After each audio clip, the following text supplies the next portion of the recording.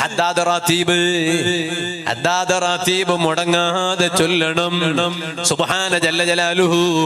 വലിയ ബറക്കത്തുള്ളതല്ലേ ഹദ്ദാദ് റാത്തീബ്? ഹദ്ദാദ് റാത്തീബ് വലിയ ബറക്കത്തുള്ളതല്ലേ? അത് തന്നെയാണ് നമ്മുടെ നാട്ടിന്റെ ആത്മീയത. ബറക്കത്ത് നിലനിൽക്കണം നാട്ടില്. നാട്ടിലുള്ള എല്ലാവർക്കും ജോലി വേണം, നാട്ടില് നല്ല വെളിച്ചം വേണം, നാട്ടില് നല്ല ആത്മീയ പ്രഭ വേണം. അതുണ്ടാകണമെങ്കിലോ ഇതുപോലെയുള്ള ദിക്റുകൾ വേണം. ഹദ്ദാദ് മുടങ്ങാതെ ചൊല്ലിക്കോ. ഹദ്ദാദ് റാത്തീബുള്ള വീട്ടിലോ ദാരിദ്ര്യമില്ല, ഈമാനില്ലാതെ ഒരാളും മരിക്കൂല. ഞങ്ങളൊക്കെ മർക്കസിൽ ഓതി പഠിക്കുന്ന സമയത്ത് അവസാനം അവിടുന്ന് പടിയിറങ്ങുമ്പോ ഞങ്ങളെ വന്യരായ ശൈഖുന സുൽത്താനുൽ ഉലമ ഉസ്താദ്, അല്ലാഹു ഞങ്ങളെ എല്ലാ ഉസ്താദുമാർക്കും ആഫിയത്തുള്ള ദീർഘായുസ്സ് തരട്ടെ.